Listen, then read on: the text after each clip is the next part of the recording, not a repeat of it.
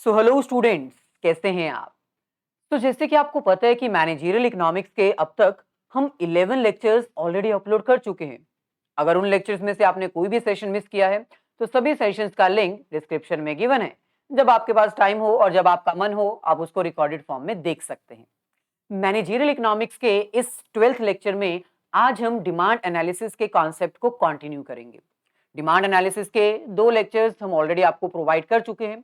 First lecture जिसमें हमने demand analysis के बेसिक कॉन्सेप्ट्स किए थे और सेकंड लेक्चर जिसमें हमने law of demand, exceptions to the law of demand and why demand curve slopes downward जैसे बड़े बड़े क्वेश्चंस अंडरस्टैंड किए थे। इसी को आगे बढ़ाते हुए आज हम कुछ और नए कॉन्सेप्ट स्टार्ट करेंगे। लेकिन भाई, आज का सेशन स्टार्ट करने से पहले आप सभी से रिक्वेस्ट है कि अगर आप फर्स्ट टाइम हमारे चैनल पर आए हो तो चैनल को सब्सक्राइब करके बेल आइकन जरूर क्लिक कर दीजिए, क्योंकि फ्यूचर में अगर हम कोई भी वीडियो अपलोड करेंगे तो उसका नोटिफिकेशन आपको तभी मिलेगा जब आप चैनल को सब्सक्राइब करके बेल आइकन क्लिक कर दीजिएगा। सो वीडियो को लाइक और शेयर भी कर दीजिए अपने सभी फ्रेंड्स के साथ। सो ये है हमारे पास managerial economics lecture number 12, demand analysis. आज हम बेसिकली उन टॉपिक्स के बारे में बात करेंगे जो बहुत ही इंपॉर्टेंट है, जैसे movement in demand curve, shift in demand curve, difference between movement and shift in demand curve. इसके अलावा कुछ अदर इंपॉर्टेंट टॉपिक्स जैसे क्रॉस प्राइस इफेक्ट क्या होता है, इनकम का नॉर्मल गुड्स और इंफीरियर गुड्स के साथ कैसा रिलेशन होता है, क्या ये डिमांड को इफेक्ट करते हैं या नहीं करते। सो ये कुछ इंपॉर्टेंट टॉपिक्स हैं जो आज के सेशन में कवर करके ये चैप्टर को हम कंप्लीट करेंगे। सो चलिए सबसे पहले बात करते हैं चेंज इन क्वांटिटी डिमांडेड, जिसको हम मूवमेंट्स इन डिमांड कर्व भी कहते हैं। अब देखो, बेसिकली बहुत सारे ऐसे स्टूडेंट्स हैं जिनको change in quantity demanded and change in demand के बीच में ना बहुत ज्यादा कंफ्यूजन होती है। एग्जाम में आपको क्वेश्चन आता है एक्सप्लेन चेंज इन डिमांड और आप change in quantity demanded solve करके आ जाते हो। तो एक चीज याद रखो, जब आपको क्वेश्चन में पूछा जाता है explain change in quantity demanded, तो हमेशा याद रखो कि आपको मूवमेंट्स इन डिमांड कर्व के बारे में पूछा गया है। यानी हमारी जो डिमांड कर्व होती है, जो डाउनवर्ड स्लोपिंग होती है, क्या उसमें कोई मूवमेंट हो सकती है? अगर हो सकती है तो कैसे? सो सिंपल है, मान लो कि जो अदर रिमेनिंग थिंग्स हैं वो आपकी चेंज नहीं हो रही हैं, जैसे कंज्यूमर का टेस्ट, कंज्यूमर की इनकम, कंज्यूमर की preference, expected future prices change नहीं हो रहे हैं, वो सब कांस्टेंट हैं। जैसे हमने लॉ ऑफ डिमांड में एज्यूम किया था अदर थिंग्स रिमेन कांस्टेंट। सो यहां पर आपको एज्यूम करना है अदर थिंग्स रिमेन कांस्टेंट। भाई लोग, अगर अदर थिंग्स कांस्टेंट है, ना कंज्यूमर की इनकम बढ़ रही है ना ही कम हो रही है, ना ही कंज्यूमर का टेस्ट और प्रेफरेंस चेंज हो रहा है, ना ही सब्स्टिट्यूट और ना ही कॉम्प्लीमेंट्री गुड्स का प्राइस चेंज हो रहा है, यानी कोई भी चेंजेस नहीं आ रहे हैं, अदर थिंग्स कांस्टेंट है, आपके प्रोडक्ट का प्राइस चेंज हो रहा है, तो उसको हम क्या बोलेंगे? मूवमेंट। सो बस इतनी चीज याद रखो, जब अदर थिंग्स कांस्टेंट होती है लेकिन आपके प्रोडक्ट के प्राइस में चेंज आने से जब डिमांड चेंज हो जाती है तो उसको हम कहते हैं मूवमेंट इन डिमांड कर्व, या फिर हम उसको कहते हैं चेंज इन क्वांटिटी डिमांडेड। और आपको पता है, मान लो मार्केट में आपके प्रोडक्ट का प्राइस इंक्रीज हो रहा है। जब मार्केट में प्रोडक्ट का प्राइस इंक्रीज होता है तो नॉर्मली रैशनल कंज्यूमर उसकी डिमांड कम कर देते हैं।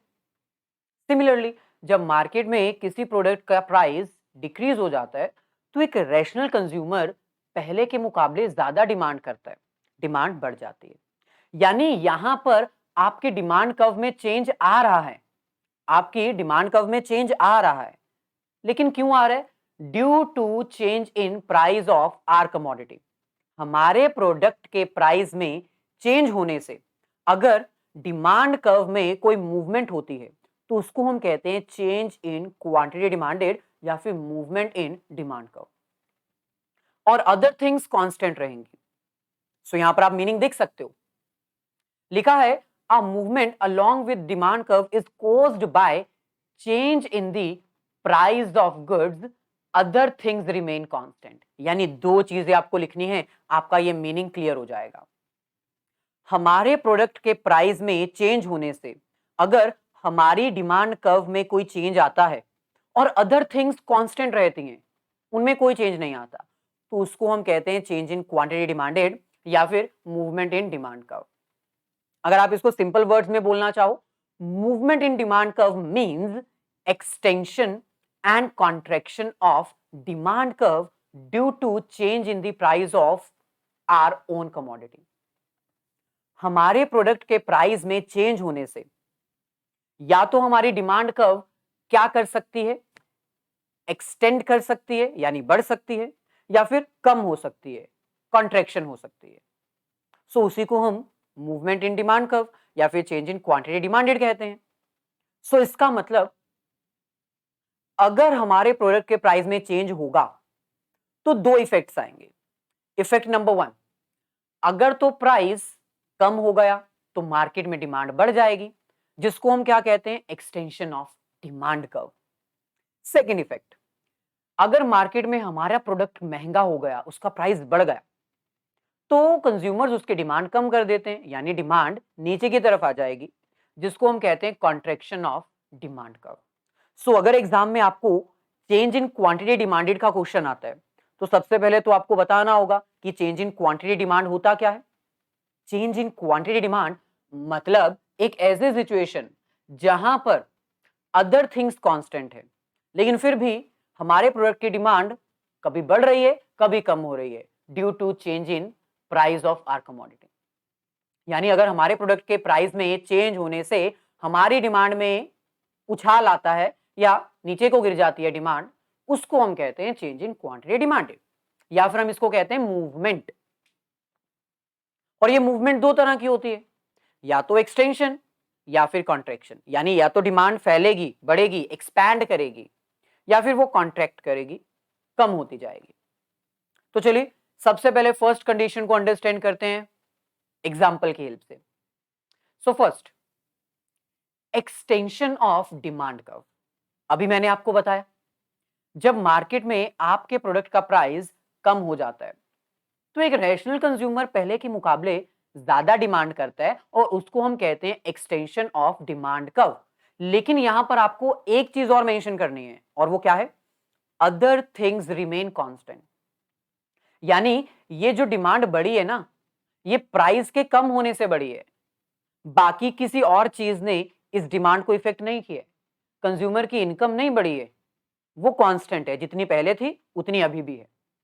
सो एक्सटेंशन या फिर एक्सपेंशन ऑफ डिमांड कर्व को हम इंक्रीज इन क्वांटिटी डिमांडेड भी कहते हैं। यहां पर ध्यान दो, इंक्रीज इन डिमांड नहीं, इंक्रीज इन क्वांटिटी डिमांडेड कहते हैं। So extension of demand curve means increase in the quantity demanded of a commodity due to decrease in its price and other things remain constant। बाकी चीजें constant रहेंगी, उनमें कोई change नहीं आएगा, लेकिन हमारे प्रोडक्ट का प्राइस कम होने पर अगर उसकी डिमांड बढ़ जाती है तो उसको हम एक्सटेंशन ऑफ डिमांड कर्व कहते हैं। एग्जाम्पल आपके सामने है, पहले मार्केट में हमारे प्रोडक्ट का प्राइस 5 रुपए था, महंगा था, इसलिए उसकी डिमांड कम थी, सिर्फ एक ही क्वांटिटी मार्केट में बिकती थी। लेकिन जब हमारे प्रोडक्ट का प्राइस 1 रुपए हो गया तो अब वो मार्केट में 5 टाइम्स ज्यादा बिकती हैं। तो इसका मतलब ये हमारी ओरिजिनल पोजीशन पॉइंट ए और ये हमारी सेकंड पोजीशन पॉइंट बी। तो इसको हम एक तरह से कह सकते हैं कि भाई हमारा ये जो मूवमेंट हुआ है इसको हम कहते हैं एक्सटेंशन। हमारी जो ये आगे की तरफ डिमांड बढ़ी है इसको हम कहते हैं फॉरवर्ड, है ना, एक मूवमेंट हुई है जो आगे की तरफ जा रही है। अपवर्ड मूवमेंट कहना है इसको सही रहेगा। ओके, अच्छा, ऐसे ही अगर हम बात करें इसके सेकंड पॉइंट की, कॉन्ट्रैक्शन ऑफ डिमांड कर्व, यानी डिमांड का कम हो जाना due to increase in the price of our product, other things remain constant. Same वही कंडीशन, मतलब अगर हमारे प्रोडक्ट का प्राइस मार्केट में बढ़ जाता है, प्राइस बढ़ने से एक रैशनल कंज्यूमर अपनी डिमांड कम कर देते हैं। हमारे प्रोडक्ट की डिमांड कम हुई क्योंकि हमारे प्रोडक्ट का प्राइस मार्केट में बढ़ गया। अदर थिंग्स रिमेन कांस्टेंट, बाकी सभी प्रोडक्ट्स कांस्टेंट रहेंगे, उनमें किसी भी तरह का कोई चेंज नहीं आएगा। जैसे इनकम, कोई चेंज नहीं आएगा। प्राइस ऑफ रिलेटेड प्रोडक्ट्स, कोई चेंज नहीं आएगा। फ्यूचर एक्सपेक्टेड प्राइसेस में कोई चेंज नहीं आएगा। इसको हम डिक्रीज इन क्वांटिटी डिमांडेड भी कहते हैं। अगेन वही, ये क्वांटिटी वर्ड लगाना साथ में जरूरी है। Contraction of demand curve means decrease in the quantity demanded of our commodity due to increase in the price of our commodity. Other things remain constant, ये लाइन लिखना बहुत जरूरी है। और इसमें भी आपके पास वही एग्जांपल है। अगर मार्केट में पहले आपका प्रोडक्ट 1 रुपए का बिकता था, तो ऑब्वियसली उसकी जो डिमांड है वो मार्केट में ज्यादा होती थी। लेकिन अब मार्केट में मान लो वो प्रोडक्ट महंगा हो जाता है 5 रुपए, जिसके कारण उसकी डिमांड कम हो जाती है। तो ओरिजिनल पॉइंट हमारा ये था, अब ये है, यानी आपकी ये जो कर्व है वो पीछे की तरफ चले गई है, डाउनवर्ड मूवमेंट, बैकवर्ड, क्योंकि आपकी डिमांड जो है वो कॉन्ट्रास्ट कर रही है, डिक्रीज हो रही है due to increase in prices. अच्छा, थोड़ा सा आगे बढ़ते हैं और अब बात करते हैं चेंज इन डिमांड की, जिसको हम शिफ्ट इन डिमांड कर्व भी कहते हैं। अभी हमने जो किया था ना, वो टॉपिक था चेंज इन क्वांटिटी डिमांडेड, यानी अगर हमारे प्राइस के चेंज होने से हमारे प्रोडक्ट की डिमांड पे इफेक्ट पड़ता है, तो उसको हम कहते हैं चेंज इन क्वांटिटी डिमांडेड। अब ये सेकेंड केस है, चेंज इन डिमांड, जिसको हम शिफ्ट इन डिमांड कर्व भी कहते हैं। यानी ये एक ऐसी सिचुएशन है जिसमें हम ये एज्यूम करते हैं कि अगर हमारे प्रोडक्ट के प्राइस में कोई चेंज नहीं आता, अगर हमारे प्रोडक्ट का प्राइस कांस्टेंट रहता है और जो अदर फैक्टर्स हमने पहले एज्यूम किए थे कांस्टेंट, वो चेंज हो जाते हैं, तो इसका इफेक्ट हमारी डिमांड कर्व के ऊपर कैसा आएगा? तो भाई लोग सिंपल है, अगर हमारे प्रोडक्ट का प्राइस कांस्टेंट रहेगा, हम अपने प्रोडक्ट का प्राइस चेंज नहीं करते हैं, मार्केट में जो प्रोडक्ट का प्राइस पहले था वो आज भी है, लेकिन अदर फैक्टर्स चेंज हो रहे हैं, कंज्यूमर्स की इनकम चेंज हो रही है, कंज्यूमर का टेस्ट और प्रेफरेंस चेंज हो रहा है, रिलेटेड प्रोडक्ट्स के प्राइसेस चेंज हो रहे हैं, फ्यूचर एक्सपेक्टेड प्राइसेस चेंज हो रहे हैं, तो वो भी डिमांड कर्व को इफेक्ट करते हैं। फैक्टर्स अफेक्टिंग डिमांड कर्व में हमने आपको बताया था। जब हमारे प्रोडक्ट का प्राइस कांस्टेंट है लेकिन अदर फैक्टर्स चेंज हो रहे हैं और उन अदर फैक्टर्स के चेंज होने से डिमांड के ऊपर इफेक्ट आ रहा है, तो उसको हम कहते हैं चेंज इन डिमांड कर्व, या फिर हम उसको कहते हैं shift in demand curve. So simple है, शिफ्ट इन डिमांड कर्व या फिर चेंज इन डिमांड कर्व एक ऐसी सिचुएशन है जिसमें हमारे प्रोडक्ट का प्राइस कांस्टेंट है लेकिन बाकी सभी फैक्टर्स कांस्टेंट नहीं है, वो चेंज हो रहे हैं और उनमें चेंज होने के कारण हमारी डिमांड कर्व के ऊपर इफेक्ट पड़ रहा है। सो मीनिंग क्या है? A shift of the demand curve is caused by the change in factors other than the price of our goods. यानी हमारा प्रोडक्ट जो है ना, उसका प्राइस चेंज नहीं होगा, वो सेम रहेगा, लेकिन बाकी जो फैक्टर्स हैं जो मैंने अभी आपको बताए वो चेंज हो रहे हैं, जो हमारी डिमांड कर्व को इफेक्ट कर रहे हैं। अब क्या हो सकता है भाई? अगर तो चेंजेस हमारे फेवर के होंगे, जैसे कंज्यूमर की इनकम बढ़ जाना हमारे फेवर का चेंज है, कंज्यूमर की इनकम अगर बढ़ जाएगी तो ऑब्वियसली डिमांड इंक्रीज हो जाएगी, लेकिन अगर कंज्यूमर की इनकम कम हो जाएगी तो इनकम कम होने का मतलब मार्केट में डिमांड भी कम हो जाएगी। एक ऐसा चेंज जो हमारे प्रोडक्ट की डिमांड को इंक्रीज कर देता है उसको हम कहेंगे इंक्रीज इन डिमांड। ध्यान रखना, इंक्रीज इन क्वांटिटी डिमांड नहीं, क्या बोलेंगे उसको? Increase in demand.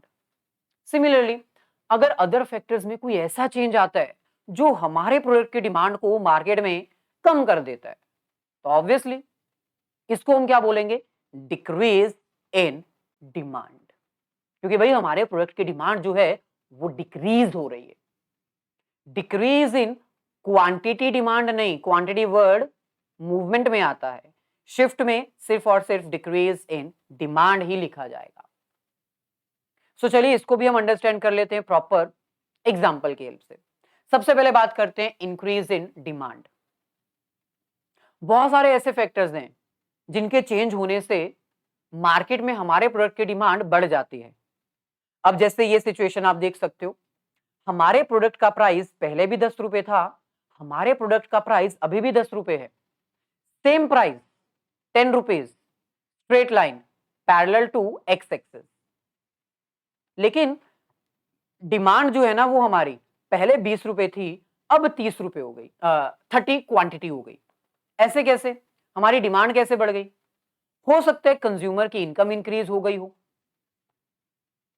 या फिर यह भी हो सकता है कि सब्स्टिट्यूट प्रोडक्ट्स जो हैं उनके प्राइस महंगे हो गए हो, इसलिए कस्टमर्स हमारा प्रोडक्ट लेने आ रहे हैं। या फिर यह भी हो सकता है कि जो कॉम्प्लीमेंट्री प्रोडक्ट्स हैं उनका प्राइस सस्ता हो गया हो, जैसे पेट्रोल सस्ता हो गया हो और हमारी कार परचेज करने के लिए कस्टमर आ रहे हैं क्योंकि पेट्रोल सस्ता हो चुका है। तो बहुत सारे ऐसे फैक्टर्स हैं जो हमारी डिमांड को इफेक्ट करते हैं और हमारी डिमांड बढ़ जाती है। और आप देख सकते हो पहले ये हमारी डिमांड कर्व यहां पर थी, अब ये शिफ्ट होके यहां पर हो चुकी है। क्योंकि डिमांड बढ़ रही है इसलिए हम इसको क्या बोलेंगे? शिफ्ट। मूवमेंट नहीं है ये, अपवर्ड या डाउनवर्ड मूवमेंट नहीं है, ये शिफ्ट है। Forward shift, rightward shift, increase in demand, इसको हम increase in demand, forward shift और राइटवर्ड शिफ्ट भी कह सकते हैं। तो पहले हमारी डिमांड जहां पर इतनी थी 10 20, अब ये कितनी हो चुकी है? 30। सो मीनिंग आपके सामने, increase in demand means increase in the quantity demanded due to change in other factors. अगर अदर फैक्टर्स चेंज करते हैं और उनके चेंज होने से हमारी डिमांड बढ़ती है तो उसको हम इंक्रीज इन डिमांड कहते हैं। हमारे प्रोडक्ट का प्राइस कांस्टेंट रहेगा, इसको हम increase in demand, forward shift और राइटवर्ड शिफ्ट भी कहते हैं। अदर फैक्टर्स में क्या क्या आता है ये मैं आपको ऑलरेडी बता चुका हूं, फिर भी अगर आपको डाउट है एक बार आप लिख लो। जैसे सबसे पहले कॉम्प्लीमेंट्री गुड्स का प्राइस डिक्रीज हो जाना, सब्स्टिट्यूट प्राइस इंक्रीज हो जाना, कंज्यूमर की इनकम बढ़ जाना, कंज्यूमर का टेस्ट और प्रेफरेंस चेंज हो जाना इन द फेवरेबल मैनर, और एक्सपेक्टेड प्राइस जो है वो फ्यूचर का इंक्रीज हो जाना। अगर फ्यूचर में प्राइस बढ़ जाएगा तो करंट परचेजिंग बढ़ जाएंगी, करंट डिमांड इंक्रीज हो जाएगी। Similarly increase in demand, decrease in demand, इसको हम बैकवर्ड शिफ्ट भी कहते हैं, लेफ्टवर्ड शिफ्ट भी कहते हैं, क्योंकि इसमें हमारे प्रोडक्ट की डिमांड मार्केट में कम हो जाती है ड्यू टू अदर फैक्टर्स। मतलब मार्केट में जो बाकी फैक्टर्स है ना उनके चेंज होने से अगर हमारे प्रोडक्ट की डिमांड डिक्रीज हो जाए लेकिन हमारे प्रोडक्ट का प्राइस कांस्टेंट रहे तो उसको हम कहते हैं decrease in demand. Decrease in quantity demand नहीं, डिक्रीज इन डिमांड। सो यहां पर आप देख सकते हो हमारे प्रोडक्ट का प्राइस कांस्टेंट सेम है, पहले भी 10 था अब भी 10 है, पैरेलल टू एक्स एक्सिस। लेकिन पहले मार्केट में हमारे प्रोडक्ट की डिमांड 30 यूनिट्स थी, अब वो 20 यूनिट्स हो चुकी है। पहले 30 यूनिट्स परचेज करते थे, अब 20 यूनिट्स, यानी ये डिमांड पीछे क्यों आ गई? हो सकता है कंज्यूमर्स की इनकम कम हो गई हो सकता है कॉम्प्लीमेंट्री गुड्स का प्राइस महंगा हो गया हो सकता है सब्स्टिट्यूट गुड्स का प्राइस सस्ता हो गया हो, और भी बहुत सारे रीजंस हो सकते हैं। तो क्योंकि यहां पर हमारी डिमांड कर्व जो है वो पीछे की तरफ शिफ्ट हो रही है, ये मूवमेंट नहीं हो रही, ना ऊपर जा रही है ना नीचे जा रही है, सेम लाइन पर है क्योंकि प्राइस सेम है, लेकिन वो पीछे की तरफ मूव कर रही है, backward shift, decrease in demand, leftward shift भी इसको कहा जाता है। और इसमें भी सेम रीजन वही है, अदर फैक्टर्स जो हमारी डिमांड कर्व को बैकवर्ड शिफ्ट कर सकते हैं, जैसे कि कॉम्प्लीमेंट्री गुड्स का प्राइस बढ़ जाना, सब्स्टिट्यूट गुड्स का प्राइस कम हो जाना, कंज्यूमर की इनकम डिक्रीज हो जाना, कंज्यूमर का टेस्ट और प्रेफरेंस अनफेवरेबल वे में चेंज हो जाना, यानी कंज्यूमर्स को हो सकता है कि अब हमारा प्रोडक्ट अच्छा ना लगता हो, उनका टेस्ट चेंज हो गया हो। और लास्टली हो सकता है कि फ्यूचर में प्रोडक्ट्स का प्राइस कम हो जाए, इसलिए कंज्यूमर्स ने अभी परचेज करना बंद कर दिया, डिमांड कम हो गई। ओके, सो ये हमारे पास था movements and shift in demand curve. Movement जो अपवर्ड हो सकती है, डाउनवर्ड हो सकती है। अपवर्ड मूवमेंट का मतलब है एक्सटेंशन और डाउनवर्ड मूवमेंट का मतलब है कॉन्ट्रैक्शन। सिमिलरली सेकेंड हमारे पास था शिफ्ट, जिसमें इंक्रीज इन डिमांड हो सकती है, राइटवर्ड शिफ्ट हो सकती है, बैकवर्ड शिफ्ट जो डिक्रीज इन डिमांड हो सकती है, लेफ्टवर्ड शिफ्ट हो सकती है। अब इनके बीच में मेजर डिफरेंस क्या है आपको वो भी पता होना चाहिए। मूवमेंट और शिफ्ट के बीच में सबसे बड़ा डिफरेंस यही है, मूवमेंट इन डिमांड कर्व में हम हमारे प्रोडक्ट के प्राइस को चेंज करते हैं, अदर थिंग्स कांस्टेंट रखते हैं, जबकि शिफ्ट इन डिमांड कर्व में अदर थिंग्स चेंज करती हैं और हमारे प्रोडक्ट का प्राइस कांस्टेंट रहता है। लेकिन मेजर जो क्वेश्चन एग्जाम में आ सकता है ना, वो क्या आ सकता है, difference between increase in demand जो कि शिफ्ट का पार्ट है, और second expansion of demand, extension of demand जो कि मूवमेंट का पार्ट है। दोनों में डिमांड इंक्रीज हो रही है, इंक्रीज इन डिमांड में भी डिमांड इंक्रीज हो रही है, एक्सपेंशन ऑफ डिमांड में भी डिमांड इंक्रीज हो रही है, लेकिन फिर भी दोनों के बीच में बहुत बड़ा डिफरेंस है। जैसे सबसे पहले अगर देखा जाए, इंक्रीज इन डिमांड किसका पार्ट है, शिफ्ट इन डिमांड कर्व का, जबकि एक्सपेंशन ऑफ डिमांड किसका पार्ट है, मूवमेंट इन डिमांड कर्व का। इंक्रीज इन डिमांड में हम हमारे प्राइस को कांस्टेंट मानते हैं क्योंकि ये शिफ्ट का पार्ट है, अदर थिंग्स चेंज करती हैं, जबकि एक्सपेंशन ऑफ डिमांड जो कि मूवमेंट का पार्ट है, उसमें हम हमारे प्राइस को चेंज करते हैं, अदर थिंग्स कांस्टेंट रहती हैं। ये मैंने अभी आपको बताया। सो मेजर डिफरेंसेस आपके सामने हैं। Number 1, it refers to the shift of demand curve. जैसे कि मैंने बताया, इंक्रीज इन डिमांड कर्व जो है वो शिफ्ट ऑफ डिमांड कर्व का पार्ट है। Expansion of demand, it is a part of movement along with demand curve. Increase in demand में अदर थिंग्स जो हैं वो चेंज करती हैं, हमारे प्रोडक्ट का प्राइस कांस्टेंट रहता है, और इसको हम राइटवर्ड शिफ्ट या फिर फॉरवर्ड शिफ्ट भी कहते हैं। जबकि एक्सपेंशन ऑफ डिमांड में हमारी जो मूवमेंट है वो अलग तरीके से होती है, यहां पर हमारे प्रोडक्ट का प्राइस चेंज करता है, अदर थिंग्स कांस्टेंट रहती हैं। So in this, the consumer moves to the right or downward on the same demand curve. यहां पर हमारी जो एक्सपेंशन में जो कर्व है वो डाउनवर्ड हो जाती है, नीचे की तरफ मूव कर जाती है। आपने देखा होगा डायग्राम में, यहां पर हम आपको एक बार शो कर देते हैं। यहां पर हमारी डिमांड कर्व एक्सटेंशन या फिर एक्सपेंशन में आप देख सकते हो डाउनवर्ड मूवमेंट है। सो एक्सपेंशन में डाउनवर्ड मूवमेंट होती है। सिमिलरली जो शिफ्ट होती है उसमें मूवमेंट नहीं होती, उसमें शिफ्ट होती है, वो फॉरवर्ड होती है या फिर राइटवर्ड होती है। Next third difference, it is due to, मैंने अभी बताया जो अदर फैक्टर्स होते हैं उनमें चेंज होने के कारण ना डिमांड बढ़ती है। जैसे कंज्यूमर की इनकम इंक्रीज हो जाना, मैंने अभी बताया था, सब्स्टिट्यूट प्राइस बढ़ जाना, कॉम्प्लीमेंट्री गुड्स के प्राइस कम हो जाना, कंज्यूमर का टेस्ट और प्रेफरेंस चेंज हो जाना इन फेवरेबल मैनर, या फिर फ्यूचर एक्सपेक्टेड प्राइस इंक्रीज हो जाना। लेकिन यहां पर हमारी डिमांड बढ़ती है, लेकिन इसका रीजन क्या है, अदर थिंग्स कांस्टेंट रहते हैं, हमारे प्रोडक्ट का प्राइस कम हो जाता है। अगर हमारे प्रोडक्ट का प्राइस कम हो जाएगा, अदर थिंग्स कांस्टेंट रहेंगी, तो डिमांड बढ़ जाएगी, यानी expansion of demand. Fourth, increase in demand is defined as the rise in demand at the same price of the commodity। ये भी मैंने बता दिया, यहां पर हमारे प्रोडक्ट का प्राइस सेम रहता है, जबकि एक्सपेंशन में हमारे प्रोडक्ट का प्राइस डिक्रीज हो जाता है, फॉल। डायग्रामेटिकली अगर देखा जाए तो यहां पर हमारी जो डिमांड कर्व है वो फॉरवर्ड शिफ्ट करती है, rightward shift, increase in demand.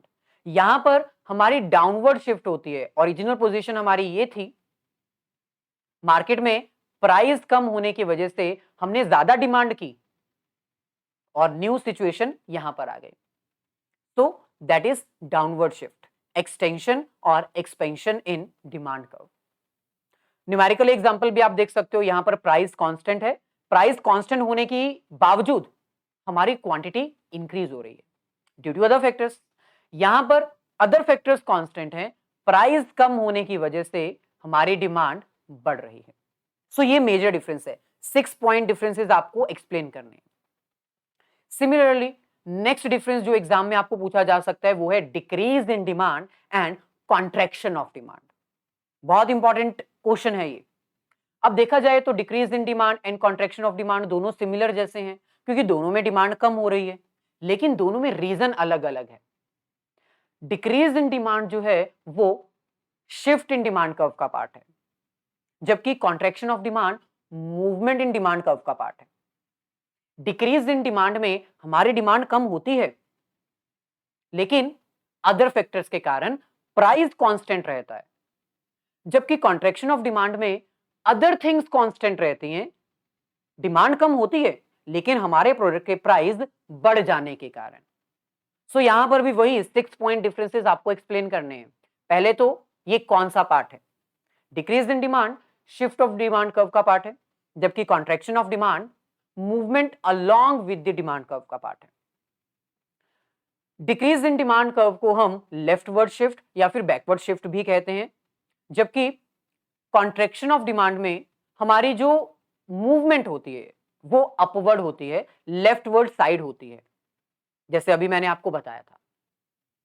Reason क्या है? डिमांड क्यों डिक्रीज होती है? अदर फैक्टर्स के कारण, जिसमें कंज्यूमर की इनकम कम हो जाना, सब्स्टिट्यूट गुड्स का प्राइस कम हो जाना, कॉम्प्लीमेंट्री गुड्स का प्राइस बढ़ जाना, या फिर कस्टमर्स के टेस्ट और प्रेफरेंस में अनफेवरेबल चेंज आ जाना, या फिर करंट जो है सिचुएशन में फ्यूचर प्राइस एक्सपेक्टेशंस बढ़ जाना या कम हो जाना। मतलब फ्यूचर में हो सकता है कि प्राइस कम हो जाए, इसलिए अभी जो है डिमांड कम हो चुकी है। जबकि यहां पर अदर फैक्टर्स कांस्टेंट रहते हैं, हमारे प्रोडक्ट के प्राइस बढ़ जाने के कारण डिमांड कम हो जाती है। सो कॉन्ट्रैक्शन ऑफ डिमांड। अगर हम इसको डायग्रामेटिकली एक्सप्लेन करें तो यहां पर आप देख सकते हो बैकवर्ड शिफ्ट, प्राइस सेम है, प्राइस कांस्टेंट है, लेकिन फिर भी हमारी डिमांड पीछे की तरफ जा रही है। क्यों? Due to other reason. यहां पर प्राइस हमारा पहले के मुकाबले बढ़ रहा है, प्राइस बढ़ने के कारण हमारी जो मूवमेंट है वो अपवर्ड हो रही है, यानी ओरिजिनल पोजीशन ये थी, अब हम डिमांड कम कर रहे हैं, अपवर्ड मूवमेंट। यहां पर हमारी डिमांड कम हो रही है, लेकिन प्राइस सेम है। यहां पर हमारी डिमांड कम हो रही है due to increase in fall in increase in prices. अगर डायग्रामेटिकली आपको प्रेजेंट करना है तो वो भी कर सकते हो, साथ में आप न्यूमेरिकल भी प्रेजेंट कर सकते हो, जैसे कि पहले किया था। प्राइस कांस्टेंट है, डिमांड फिर भी कम हो रही है, डिक्रीज इन डिमांड। प्राइस बढ़ रहा है, इसलिए डिमांड कम हो रही है, contraction of demand. So major differences आपको एग्जाम में ये पूछे जा सकते हैं। आगे बढ़ते हैं, बात करते हैं क्रॉस प्राइस इफेक्ट के बारे में। ये आप पहले भी कर चुके हो। क्रॉस प्राइस इफेक्ट क्या होता है? आपको पता है कि मार्केट में बहुत सारे सब्स्टिट्यूट गुड्स भी अवेलेबल होते हैं और बहुत सारे कॉम्प्लीमेंट्री गुड्स भी अवेलेबल होते हैं। जब हमारे सब्स्टिट्यूट गुड्स या फिर हमारे कॉम्प्लीमेंट्री गुड्स हमारी डिमांड को इफेक्ट करते हैं ना, तो उसको हम क्रॉस प्राइस इफेक्ट कहते हैं। यानी हमारे प्रोडक्ट का प्राइस कांस्टेंट है, price of our product, price of our commodity constant है, लेकिन जो सब्स्टिट्यूट गुड्स होती हैं और जो कॉम्प्लीमेंट्री गुड्स होती हैं, अगर इनके प्राइस में चेंज आएगा तो क्या ये हमारी डिमांड को इफेक्ट करेंगी? ऑब्वियसली करेंगे। मैंने अभी बताया, शिफ्ट इन डिमांड कर्व में मैंने बताया ना कि अगर हमारे प्रोडक्ट का प्राइस कांस्टेंट रहेगा, लेकिन सब्स्टिट्यूट गुड्स का प्राइस बढ़ना या कम होना, कॉम्प्लीमेंट्री गुड्स के प्राइस का बढ़ना या कम होना हमारी डिमांड को इफेक्ट करता है, जिससे या तो ये राइटवर्ड शिफ्ट हो जाती है या फिर बैकवर्ड शिफ्ट हो जाती है। तो एग्जांपल के साथ हम आपको बताते हैं। सबसे पहले आपको पता होना चाहिए कि सब्स्टिट्यूट गुड्स कौन सी होती हैं। सब्स्टिट्यूट गुड्स वो गुड्स होती हैं जो इंटरचेंजेबल यूज की जा सकती हैं। चाय नहीं तो कॉफी पी लेते हैं, बॉल पेन नहीं है तो जेल पेन परचेज कर लेते हैं, यूज ही तो करना है। तो एक तरफ हमारे पास है मान लो टी और एक तरफ हमारे पास है कॉफी। मान लो जो टी है वो हमारा प्रोडक्ट है, इसका प्राइस रहेगा कांस्टेंट। पहले भी 5 रुपए था, अब भी 5 रुपए है। कॉफी का प्राइस जो कि सब्स्टिट्यूट है, मान लो इंक्रीज हो जाता है। कॉफी का प्राइस पहले 10 रुपए था, अब 20 रुपए हो चुका है। अब इस सिचुएशन में हमारी टी जो है वो सेम रेट पर बिक रही है। बताओ क्या इफेक्ट आएगा? भाई सिंपल है, कॉफी महंगे होने पर जो लोग कॉफी परचेज कर रहे थे वो as a rational consumer coffee purchase करना बंद कर देंगे। वो कहेंगे भी चाय सस्ती है, चाय पी लेते हैं। सो होगा क्या? अगर पहले टी की डिमांड 100 यूनिट्स थी, अब वो हो सकता है 250 यूनिट्स हो जाए, क्योंकि कॉफी कंज्यूम करने वाले कंज्यूमर्स अब चाय पीने के लिए आ जाएंगे। अगर हम इसको डायग्रामेटिकली प्रेजेंट करना चाहें तो ये हमारे पास वाई एक्सिस, ये एक्स एक्सिस। टी का प्राइस कांस्टेंट है 5 रुपए। पहले चाय पत्ती की यूनिट 100 यूनिट्स बिकती थी, लेकिन अब वो 250 यूनिट्स बिकती हैं। बताओ इसको क्या बोलेंगे? Obviously forward shift, rightward shift, या फिर हम इसको कहेंगे इंक्रीज इन डिमांड। ये मूवमेंट नहीं है, ये शिफ्ट है, क्योंकि यहां पर प्राइस कांस्टेंट है और अदर थिंग्स जैसे प्राइस ऑफ सब्स्टिट्यूट प्रोडक्ट वो इफेक्ट कर रहे हैं। पहले अगर 100 यूनिट्स बिकती थी, अब 250 यूनिट्स बिक रही हैं। सो इसको हम कहते हैं क्रॉस प्राइस इफेक्ट। प्राइस किसी और प्रोडक्ट का चेंज हुआ, लेकिन इफेक्ट हमारे प्रोडक्ट पर पड़ा। सिमिलरली अगर मार्केट में सब्स्टिट्यूट गुड्स का प्राइस डिक्रीज हो जाएगा तो इसका इफेक्ट क्या आएगा? सिंपल, हमारे प्रोडक्ट की डिमांड जो है वो डिक्रीज हो जाएगी। इसको भी हम एग्जांपल के साथ समझा सकते हैं। मान लो एक तरफ हमारे पास है टी और एक तरफ हमारे पास है कॉफी। पहले टी जो है वो मार्केट में 5 रुपए की थी, अभी भी 5 रुपए की है। कॉफी पहले मार्केट में 10 रुपए की थी, अब कॉफी मार्केट में 5 रुपए की हो चुकी है। तो क्या इफेक्ट होगा? टी पीने वाले, चाय पीने वाले बंदे कहेंगे कॉफी सस्ती हो गई है, चलो कॉफी पी लेते हैं अब। तो होगा क्या? पहले अगर मार्केट में हमारी 100 यूनिट्स बिकती थी चाय की, अब 50 यूनिट्स बिकने लग जाएंगी, क्योंकि चाय पीने वाले बंदे कहेंगे कॉफी सस्ती हो गई है, चलो कॉफी पीने चलते हैं। सो इसको अगर हम डायग्रामेटिकली प्रेजेंट करना चाहें तो ये हमारे पास वाई एक्सिस, ये एक्स एक्सिस। चाय का प्राइस कांस्टेंट है, लेकिन कॉफी का प्राइस कम होने से क्या इफेक्ट आएगा? हमारी डिमांड जो पहले 100 यूनिट्स थी, अब वो पीछे की तरफ बैकवर्ड शिफ्ट कर जाएंगी। Decrease in demand, backward shift, leftward shift. क्योंकि पहले अब जब हम कंजम्पशन कर रहे थे 100 की, तो अब वो 50 हो चुकी है। साथ में डायग्रामेटिकल प्रेजेंटेशन आपको जरूर करनी चाहिए। सिमिलरली अगर हम बात करें कॉम्प्लीमेंट्री गुड्स की, मार्केट में बहुत सारे ऐसे प्रोडक्ट्स होते हैं जो हमेशा एक साथ डिमांड किए जाते हैं। जैसे कार बिना पेट्रोल के तो चलेगी नहीं, तो आपको पेट्रोल तो चाहिए ना।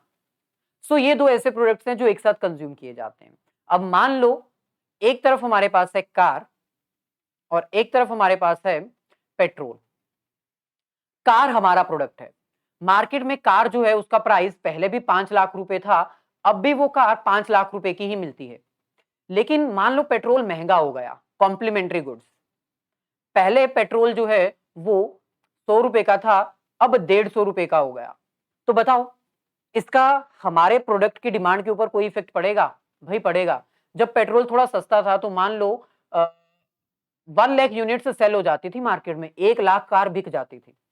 लेकिन अब पेट्रोल महंगा होने की वजह से मार्केट में 80,000 ही कार की यूनिट्स बिक पा रही हैं। इसका मतलब जानते हो आपके सामने, प्राइस अगर इंक्रीज होगा पेट्रोल का तो कार की डिमांड कम हो जाएगी। इसको हम कहते हैं क्रॉस प्राइस इफेक्ट। प्राइस किसी और प्रोडक्ट का चेंज हुआ, डिमांड हमारे प्रोडक्ट की इफेक्ट हो गई। अगर इसको हम डायग्रामेटिकली प्रेजेंट करें तो ये वाई एक्सिस, ये एक्स एक्सिस। कार का प्राइस सेम है कांस्टेंट, लेकिन डिमांड इसकी कम हो गई। पहले 1 लाख यूनिट्स बिकती थी, लेकिन अब 80,000 यूनिट्स बिकती हैं। सो इसको हम क्या बोलेंगे? Backward shift, decrease in demand, leftward shift. Similarly last हमारे पास है decrease in price of complementary goods. अब कॉम्प्लीमेंट्री गुड सेम वही एग्जांपल, लेकिन अगर इनका प्राइस कम हो जाए तो इसका इफेक्ट क्या आएगा? सिंपल है, एक तरफ हमारे पास है कार और एक तरफ हमारे पास है पेट्रोल। मान लो कार का प्राइस सेम है, पहले भी 5 लाख था, अब भी 5 लाख है। मार्केट में पेट्रोल का प्राइस पहले 150 रुपए था, अब 80 रुपए हो गया, तो क्या इफेक्ट आएगा? सिंपल है, पेट्रोल सस्ता होने पर लोग अपनी डिमांड बढ़ा देते हैं ना। पेट्रोल सस्ता होने पर डिमांड इंक्रीज हो जाएगी। पहले 80,000 यूनिट्स बिकती थी, अब 2 लाख यूनिट्स बिक रही हैं, क्योंकि भाई पेट्रोल बहुत सस्ता हो चुका है। इसको अगर हम डायग्रामेटिकली प्रेजेंट करें तो ये हमारे पास y axis, x axis, price car का रहेगा कांस्टेंट। पहले हमारी जो डिमांड कर्व है वो यहां पर थी, लेकिन अब वो मार्केट में इंक्रीज हो चुकी है क्योंकि पेट्रोल सस्ता हो चुका है। तो पहले यूनिट्स हमारी कितनी थी? 80,000, अब है 2 लाख। इसको हम क्या बोलेंगे? Rightward shift, forward shift, increase in demand. So I hope ये सारे कॉन्सेप्ट्स आपको क्लियर हो चुके हैं। ये हमारे पास था आज का कंटेंट। भाई अगर वीडियो अच्छी लगी है तो लाइक और शेयर जरूर कर दीजिएगा अपने सभी फ्रेंड्स के साथ। मिलेंगे नेक्स्ट सेशन में। All the very best, have a nice day and great day.